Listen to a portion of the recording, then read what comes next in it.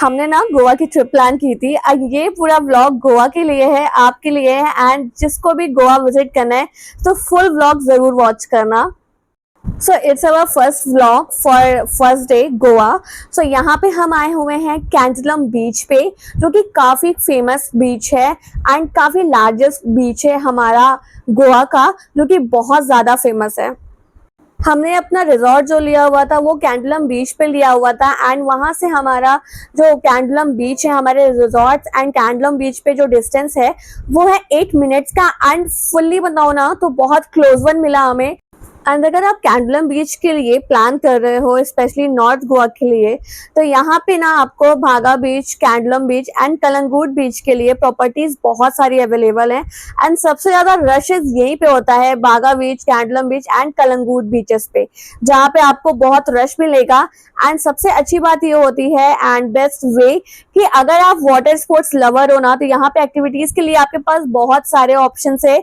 यहाँ पे आप आके बहुत सारी एक्टिविटीज कर सकते हो, बार्गेन भी कर सकते हो अपने हिसाब से। अगर आप ऑनलाइन पैकेजेस नहीं बुक कर रहे हो एक्टिविटीज का, तो आपके पास बहुत सारे ऑप्शंस रहेंगे। यहाँ पे आपको इस बीच के पास बहुत सारी शॉपिंग मार्केट्स मिल जाएंगी, ईटिंग्स के लिए बहुत सारे रिजॉर्ट्स, रेस्टोरेंट्स, ग्रेट फूड्स के कैफेज मिल जाएंगे। एंड वाटर स्पोर्ट्स तो मैंने बताया ही, आपको बहुत पॉपुलर है यहाँ पे। एंड अगर आपको डेटिंग एक करना है ना, तो उसके लिए बहुत सारे पब्स है जो कि बहुत डेकोरेट रहते हैं कपल्स के लिए, एंड वहाँ पे आप अच्छे से डाइनिंग भी कर सकते हो, तो वो एक्सपीरियंस भी आप कर सकते हो।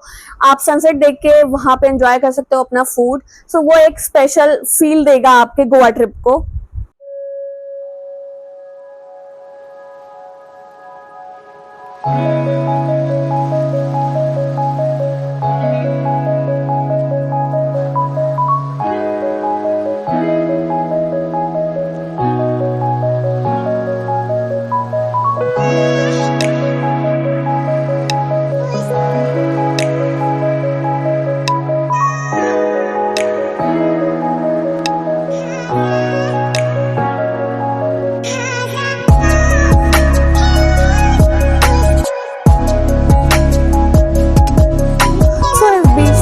आके आराम से एंजॉय कर सकते हो, बैठ सकते हो, टाइम स्पेंड कर सकते हो एंड रिलैक्स भी कर सकते हो।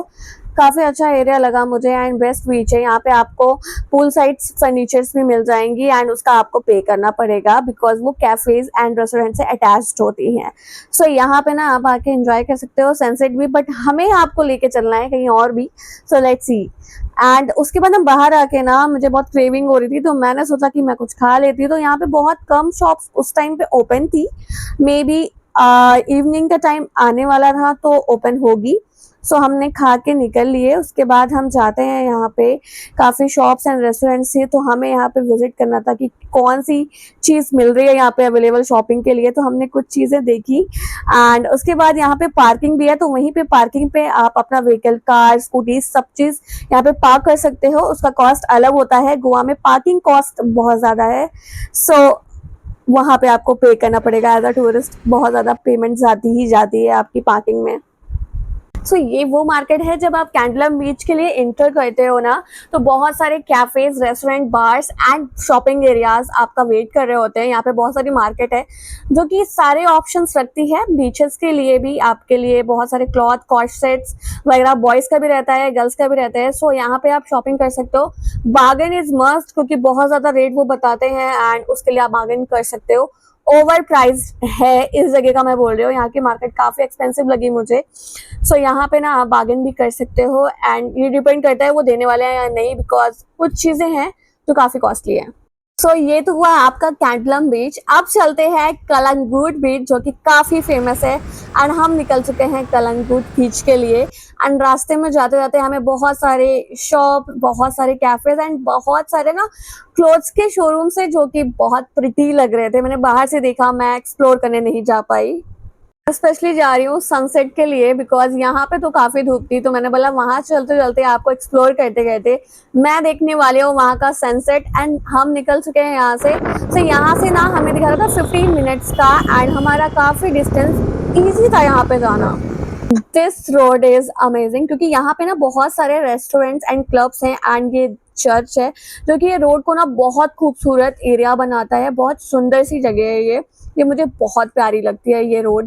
एंड हम एंटर करने वाले हैं थोड़ी देर में कलंगूट एंड इसलिए कलंगूट में ना काफ़ी रश होता है एंड ये है पार्किंग एरिया जो कि काफ़ी भरा हुआ है, आप देख सकते हो। कभी भी आप गोवा में पार्किंग करना तो ऑफ कोर्स ये बात है उसका पिक जरूर ले लेना अपनी बाइक या अपनी कार का। सो यहाँ पे हम इंटर करने वाले हैं कलंगूट बीच जो कि बहुत ज़्यादा रशी है अंदर एंड सनसेट का यहाँ पे टाइम हो चुका है एंड बहुत सही तरीके से हम आए इस टाइम पे।